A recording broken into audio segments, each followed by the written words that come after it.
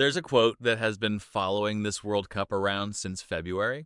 And now that the tournament is actually underway, it deserves to be examined properly because the gap between what it claims and what the evidence shows is one of the most revealing things any football organization president has said about their own event in decades. Gianni Infantino said this, not paraphrased, his exact words. The demand for tickets in this edition was unprecedented compared to any previous edition. The demand was 10 times that of any previous edition. 10 times. He said that at a public event in Zurich. He had said earlier in February that every match was already sold out. He said the demand was equivalent to 1,000 years of previous World Cups. He said the tournament would flip the country upside down. Those statements existed on one side of reality. On the other, one day before the tournament opened, Newsweek confirmed that 25,000 tickets were still available directly from FIFA. Not on the gray market, not on the resale platform, from FIFA itself. There were over 700 tickets still available for a knockout stage game on July 2nd. And more than 3,000 tickets remained unsold for every single one of Iran's group matches, the highest unsold inventory of any team in the entire competition. 10 times the demand of any previous edition. 25,000 tickets unsold the day before the opening ceremony. Those two facts cannot both be true, and the contradiction between them is where the real story of this World Cup lives.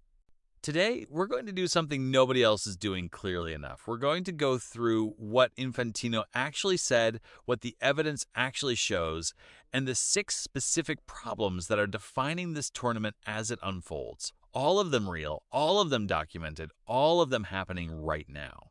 Let's start with the heat, because this is the angle that Al Jazeera published in detail this week, and that is the most urgent physical safety story at any World Cup since Carr prompted the entire tournament to be moved to November. The World Weather Attribution Network, a group of leading climate scientists, conducted a formal analysis of all 16 World Cup venues. Their finding is not subtle.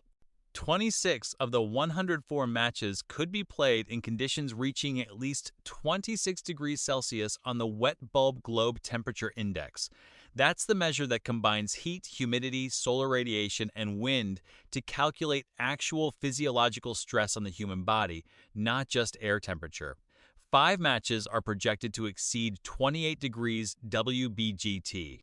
That is the threshold that FIFP Pro, the Global Players Union, recommends considering postponing. Brunel University researchers went further. They found that 14 of the 16 host stadiums could exceed the critical 28 degrees WBGT threshold in a hotter than average summer, and this summer is projected to be exactly that. As many as 9 stadiums are likely to exceed it for half the tournament. 4 stadiums could hit 32 degrees WBGT, a level at which heat-related health risks become severe even without physical activity. Of the 16 stadiums, only 3 have full air conditioning: Dallas, Houston, and Atlanta. Al Jazeera weather presenter Everton Fox named the venues of greatest concern: Dallas, Houston, Miami, and all 3 Mexican venues, the Azteca, Guadalajara, and Monterrey. Daytime temperatures averaging 28 degrees Celsius throughout June and July. The final itself on July 19th at Matif Stadium in New Jersey has a 1 in 8 chance of reaching 26 degrees WBGT conditions and a 2.7% risk of hitting 28 degrees. Matif has no roof. It has no air conditioning. The World Cup final will be played in an open-air stadium that, depending on conditions, could reach the precise threshold at which the Players' Union recommends postponing. Fredari Otto, the World Weather Attribution co-founder and climate professor at Imperial College London, put it plainly. It's dangerous for players, but of course there are also the fans who might gather outdoors, and they are at even more risk because they will not be taken care of by a lot of medical doctors. A climate scientist calling the World Cup's treatment of fans potentially more dangerous than its treatment of players. At a tournament where, until last week, FIFA was banning fans from bringing their own water bottles. That water bottle story deserves its own moment. FIFA initially announced a blanket prohibition on outside water bottles at a tournament. It had simultaneously introduced mandatory hydration breaks due to documented heat risk. The policy was reversed within days under public pressure. Sealed disposable bottles are now permitted in U.S. and Canada venues. But the fact that FIFA needed public and media pressure to reverse a policy that was obviously inappropriate at an event where heat safety is the primary documented risk tells you something about the internal decision-making process. FIFA's own response to the heat crisis is the mandatory 3-minute hydration break in every match, one in each half. Climate scientist Donald Mullen from Queen's University Belfast, who co-authored the original heat risk study on which FIFA's break policy was partly based, said the breaks probably need to be longer to provide full benefit, but acknowledged the tension. Make them too long and you risk turning football into a game of 4 quarters. It is worth noting something that Bloomberg's analysis revealed this week. The heat burden at this World Cup will not be shared equally by competing nations.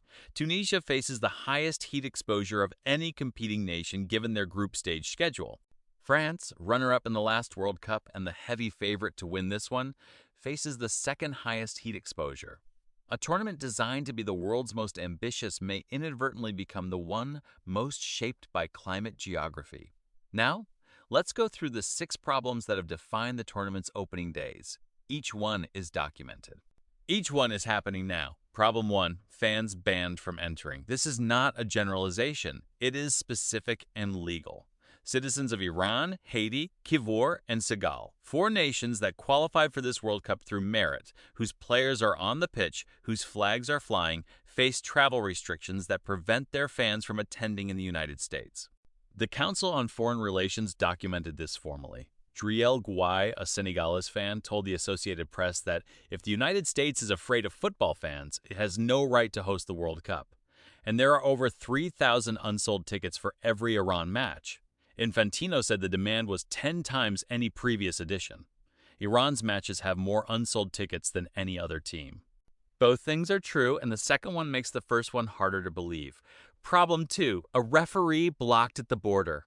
Omar Abdul Qadir Artan arrived at Miami International Airport on a flight from Istanbul. He had been named Africa's best referee in 2025. He refereed the CAF Champions League final on May 24th. He would have been the first Somali referee in World Cup history. U.S. Customs and Border Protection denied him entry, citing vetting concerns. No further explanation, no appeal. FIFA's response was 5 words that should define how this organization is understood. FIFA is not involved in host country immigration processes. Not a protest, not an objection, not a word of regret. The host government decides. The man Pierluigi Kina, called one of the very best in the world, turned away at the door. FIFA not involved. Problem 3, pitches not bouncing properly. This is a story that has received less coverage than it deserves. Several players and coaches in the early matches commented on the behavior of the playing surfaces with specific observations about inconsistent ball bounce and pitch quality variations between venues. The hybrid grass surfaces installed across different stadiums, some new installations, some temporary pitches laid over existing surfaces, have produced playing conditions that differ significantly from what players experience at club level. It's a detail, but at this level of football, details matter. And it's a consequence of staging 104 matches across 16 venues in 3 countries with different climate conditions. Problem 4, 39 degrees of heat. This is the Al-Azhar report made concrete. During the early days of the tournament, temperatures at some venue locations have already approached or reached conditions that the scientific community described as dangerous. Not in distant projections, in actual readings. The hydration breaks are functioning as planned. They are running in the 22nd half of each match, across all matches. Players are using them, and the question that Science Temperature has been asking since the study was published, whether 3 minutes is enough, is now being asked in real time in actual conditions with actual players. Problem 5. ICE agents at stadiums. The acting director of ICE confirmed publicly that his agency would play a role during the World Cup. Unite Here Local 11, the 2,000 stadium workers at Sophie Stadium, whose strike authorization vote passed last Friday, listed the absence of ICE from match venues as one of their 3 non-negotiable conditions for resolving their labor dispute. Their contract has still not been signed. The U.S. opener against Paraguay at Sophie has happened. The match was staffed.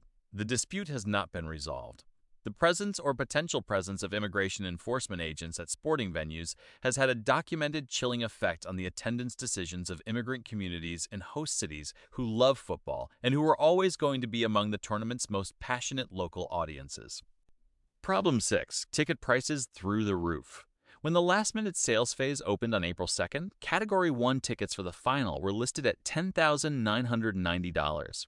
Front row seats in the newly introduced front category reached over $30,000. Fans waited in digital queues for hours. Some were redirected to incorrect pages. Some waited through technical failures only to find the seats they had selected were no longer available. NPR's analysis found that as of June 1st, the average cheapest ticket in Los Angeles for group stage games was $446.89. To compare, LA 2028 Olympic tickets start at $28. Miami's cheapest group stage average was $960. More expensive than the cheapest Formula One Miami Grand Prix race day ticket, an event already notorious for being the most expensive single-day sporting experience in the United States. Infantino said the demand was 10 times any previous edition.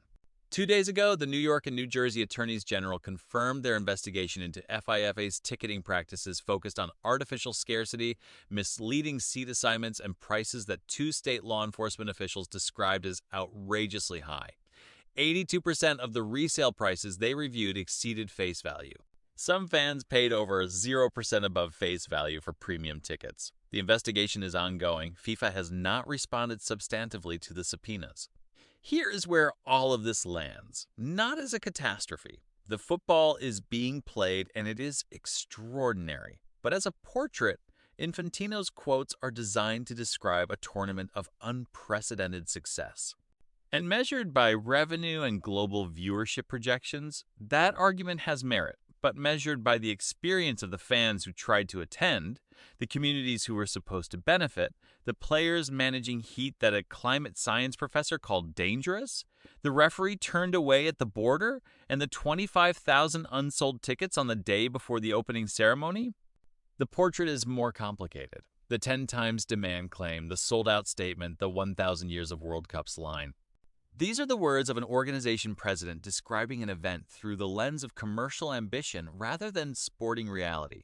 And the 6 problems we've outlined today are the sporting reality.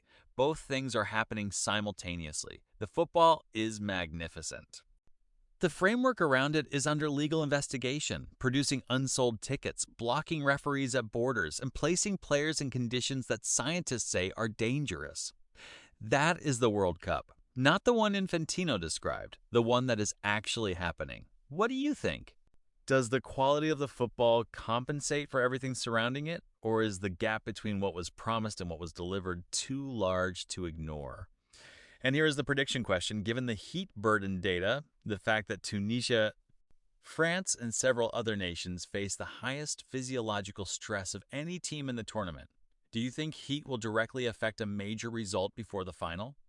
Drop it in the comments. If this gave you the full picture, hit the like button. Subscribe if you want to follow this tournament with proper depth, every angle, every day, all the way to July 19th.